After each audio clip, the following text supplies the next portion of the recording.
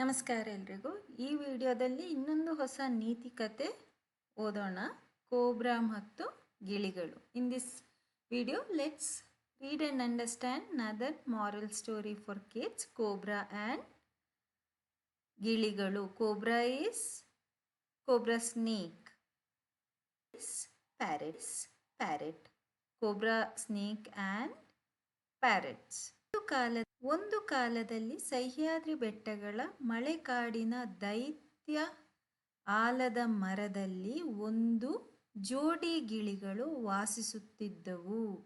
Upon a time in a forest of Sahyan mountain, and in a huge banyan tree there lived a pair of parrots. They were living in that tree. ಒಂದು ಕಾಲದಲ್ಲಿ, once upon a time, ಕಾಲ is time, ಒಂದು is one, ಬೆಟ್ಟ is hill or mountain, ಮಳೆ ಕಾಡಿನ is rainy forest, ಮಳೆ is rain, ಕಾಡು is forest, ದೈತ್ಯ is huge, ಆಲದ ಮರ is banyan tree, ಜೋಡಿ is pair, ಗಿಳಿ is parrot, ವಾಸಿಸು is to live. ಮರವು ತುಂಬ ದೊಡ್ಡದಾಗಿದ್ದು ವಿವಿಧ ಜಾತಿಗಳ ಹಕ್ಕಿಗಳಿಗೆ ವಾಸಸ್ಥಾನವಾಗಿತ್ತು. That tree was very huge and it was giving shelter to different varieties or species of birds. ಮರ is tree, ತುಂಬ is very much, ದೊಡ್ಡ is large or big, ವಿವಿಧ is different, ಜಾತಿ is variety or type, ಹಕ್ಕಿ is bird, ವಾಸಸ್ಥಾನ is the place where one lives, shelter. ಒಂದು ದಿನ ವಯಸ್ಸಾದ ಕೋಬ್ರಾ ಹಾವು ಆಶ್ರಯ ಕೋರಿ ಮರಕ್ಕೆ ಬಂದಿತು. One day one aged cobra snake came in search of a shelter, seeking shelter. ವಯಸ್ಸಾದ is aged, ಹಾವು is snake, ಆಶ್ರಯ is shelter, ಕೋರಿ seeking, ಮರಕ್ಕೆ ಬಂದಿತು is to come. ಕಾಡಿನಲ್ಲಿ ಇತ್ತೀಚಿನ ಪ್ರವಾಹಕ್ಕೆ ಅದು ತನ್ನ ಹುತ್ತವನ್ನು ಕಳೆದುಕೊಂಡಿತು. It had lost its snake hole due to a recent flood. ಇತ್ತೀಚಿನ is recent, ಪ್ರವಾಹ is flood, ಹುತ್ತ is snake hole, ಕಳೆದುಕೋ is to lose, it had lost its home. ಆರಂಭದಲ್ಲಿ ಗಿಳಿಗಳಿಗೆ ಹಾವಿನ ಬಗ್ಗೆ ಸಂಶಯ ಇತ್ತು. Initially those parrots had a doubt on this snake. ಆರಂಭ is initially, ಸಂಶಯ is doubt. ಆದರೆ ಕೋಬ್ರಾ ಮನವರಿಕೆ ಮಾಡಿಕೊಂಡು ಹೇಳಿತು, ಪ್ರಿಯ ಗಿಳಿಗಳೇ, ಮರದಲ್ಲಿ ವಾಸಿಸುವ ಪ್ರಾಣಿಗಳಿಗೆ ನಾನು ಯಾವುದೇ ಹಾನಿ ತೊಂದರೆ ಮಾಡುವುದಿಲ್ಲ ಮತ್ತು ನನಗೆ ತುಂಬ ವಯಸ್ಸಾಗಿದೆ. But this cobra it make them realise are it had given assurance saying that, priya giligale, dear parrots, I will not harm those animals which live in this tree. ಮರದಲ್ಲಿ ವಾಸಿಸು is to live, who are living, ಪ್ರಾಣಿ is animal, the animals which are living in this tree. ನಾನು ಯಾವುದೇ, any way or in any way, ಹಾನಿ is harm, ತೊಂದರೆ is trouble, I will not harm or trouble those animals in this tree. ನನಗೆ, for me, too much ವಯಸ್ಸಾಗಿದೆ is aged, I am very old. ಮತ್ತು ನಾನು ನಿಮಗೆ ಯಾವುದೇ ಅಪಾಯದ ಸಮಯದಲ್ಲಿ ಸಹಾಯ ಮಾಡುತ್ತೇನೆ ಎಂದು ಭರವಸೆ ನೀಡುತ್ತೇನೆ and I will help you in any danger situation. I can give you that assurance. Apaya is danger, samaya is time, sahaya help, bharavase is assurance. ಗಿಳಿಗಳು ಹಾವಿನ ಕೋರಿಕೆಯನ್ನು ಒಪ್ಪಿಕೊಂಡು ಮರದ ಬುಡದ ಬಳಿಯ ಪೊಡರೆಯಲ್ಲಿ ವಾಸಿಸಲು ಅವಕಾಶ ಮಾಡಿಕೊಟ್ಟಿತು.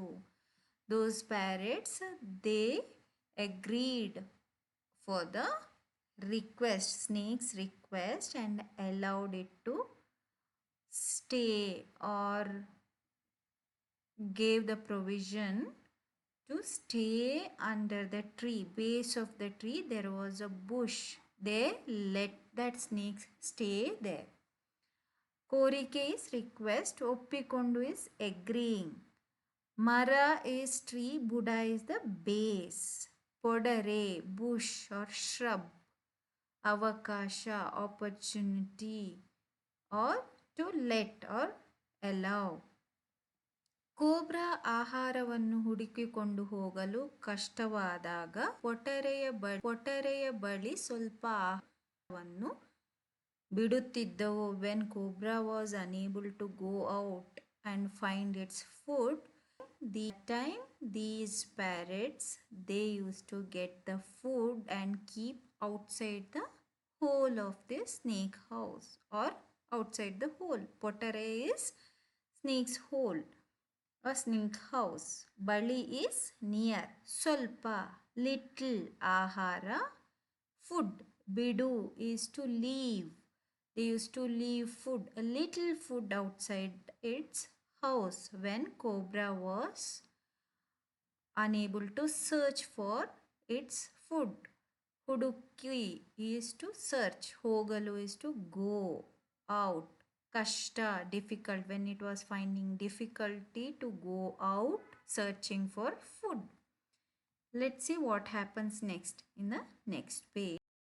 ಒಂದು ದಿನ ಹಾವನ್ನು ಹಿಡಿಯಲು ಹದ್ದೊಂದು ಮರದ ಮೇಲೆ ಸುಳಿದಾಡುತ್ತಿದ್ದು.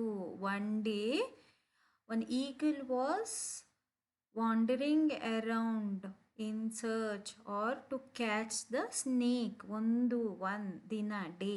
ಹಾವು ಸ್ನೇಕ್, ಹಿಡಿಯಲು ಇಸ್ ಟು ಕ್ಯಾಚ್. ಹದ್ದೊಂದು, ಹದ್ದು ಇಸ್ ಈಗಲ್, ಮರದ ಮೇಲೆ is over the tree.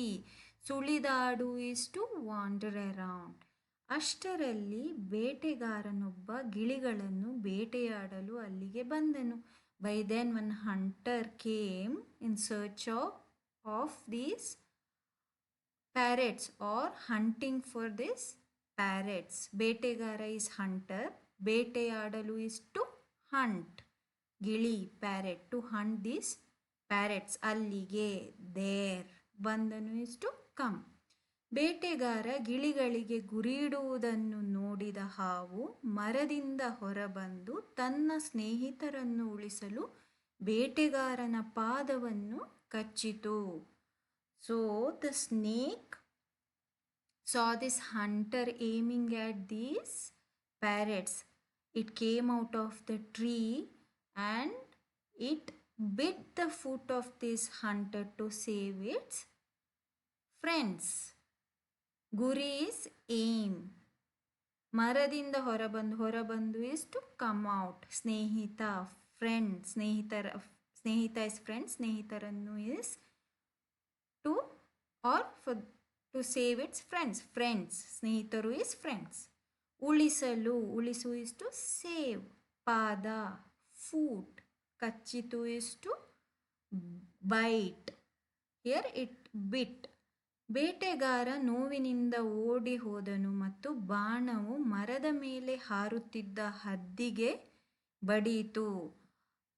This hunter was in pain and he ran away and he was aiming at the parrots, but while running that arrow went and hit the eagle. ಓಡಿ ಹೋದ is to run away. ಓಡು is to run. ನೋವು is pain. ಬಾಣ, arrow. ಮರದ ಮೇಲೆ over the tree ಹಾರಾಡುತ್ತಿದ್ದ, flying, ಹದ್ದು, eagle. Buddy is to go and hit.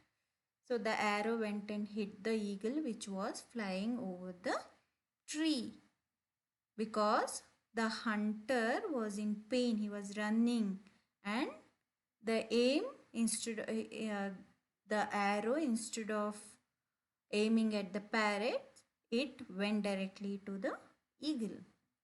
ಹದ್ದು ಕೆಳಗೆ ಬಿದ್ದು ಸತ್ತೇ ಹೋಯಿತು. Eagle fell down and died. ಕೆಳಗೆ, ಡೌನ್, ಬಿದ್ದು is to fall, fell down. ಸತ್ತೇ ಹೋಯಿತು, ಸಾಯಿ ಆರ್ ಸಾವು ಇಸ್ ಡೈ.